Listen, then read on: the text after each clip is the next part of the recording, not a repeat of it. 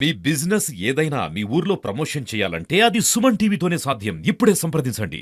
ఆకేరు మునేరు వీటి పేర్లు వింటేనే ప్రజల గుండెల్లో రైళ్లు పరిగెడుతున్నాయి. ఎంతో విధ్వంసాన్ని, జల ప్రళయాన్ని సృష్టించిన ఈ వాగులు మొదలెక్కడ తుదలెక్కడ?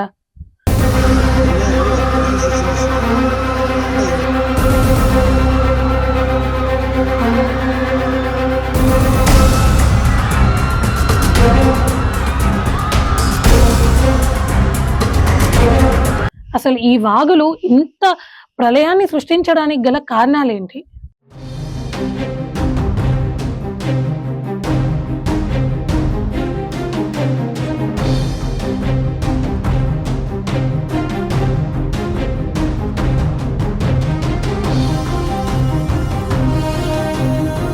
జనగాం జిల్లా చిల్పూర్ వద్ద ఒక చిన్న వాగులా మొదలయ్యి వరంగల్ జిల్లా నష్కల్లో ఆకేరు అనే పేరుతో రూపాంతరం చెంది 8 మండలాల మీదుగా 12 చెక్ డ్యాముల మీదుగా సుమారు 92 కిలోమీటర్లు ప్రయాణించి చివరగా ఖమ్మం జిల్లాలోని తీర్థాల వద్ద కలుస్తుంది ఆకేరు వాగు.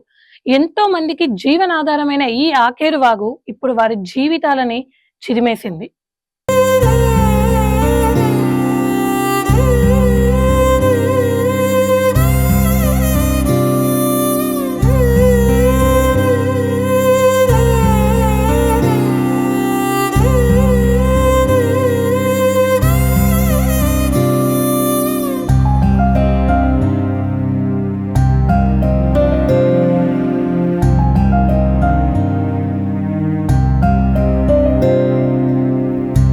ఖమ్మం పట్టణానికి మంచి నీటిని అందించే వాగు మున్నేరు వాగు.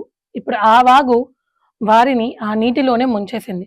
కృష్ణా నదికి ఉపనదిగా చెప్పుకునే ఈ వాగుని the dry tributary of Krishna అని అంటారు. వరంగల్ జిల్లా పాకాల సరస్సు దగ్గర పుట్టి వరంగల్, నల్గొండ, డోర్నకల్ మీదుగా ఖమ్మం చేరుకొని అక్కడి నుంచి కృష్ణా జిల్లా పులిచింతల వద్ద కృష్ణా నదిలో కలుస్తుంది మున్నేరు వాగు.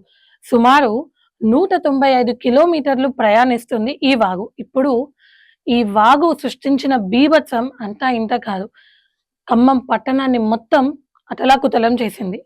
ఈ 2 వాగులు చేసిన బీభత్సం అంతా ఇంత కాదు, ఒక సముద్రాన్ని, ఒక సునామీ చేసే అంత బీభత్సాన్ని సృష్టించాయి. ఈనాటికి కూడా తలుచుకుంటే భయాందోళనలకి గురవుతున్నారు ప్రజలు. కృష్ణానదికి ప్రత్యక్షంగాను పరోక్షంగాను ఉపనదులైన ఈ వాగులు సృష్టించిన వరద తాకిడికి నిరాశ్రులైన వారి జీవితాలు ఎన్నో, ప్రాణాలు కోల్పోయిన వారి జీవితాలు మరికొన్ని.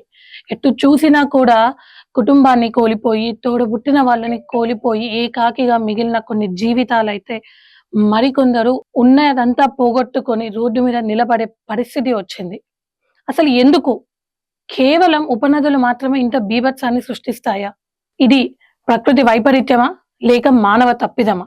వాయనాడ్ దగ్గర నుంచి ఈ రోజు ఖమ్మం వరకు కూడా ప్రకృతి సృష్టించిన బీభత్సం అంతా ఇంతా కాదు. సృష్టి మనకు కావాల్సిన వనరుల అన్నిటినీ కూడా సమపాలల్లో ఇచ్చింది. వాటిని సద్వినియోగం చేసుకోవడమే మానవ జీవితం యొక్క లక్షణం. కానీ వాటిని దుర్వినియోగం చేసుకుంటే ఇటువంటి పరిస్థితులు మనం ఎదుర్కోక తప్పదు. కాబట్టి ప్రకృతిని కాపాడుకోవాల్సిన బాధ్యత మన మీద ఉంది. మనం ప్రకృతిని కాపాడితేనే అది మనని కాపాడుతుంది.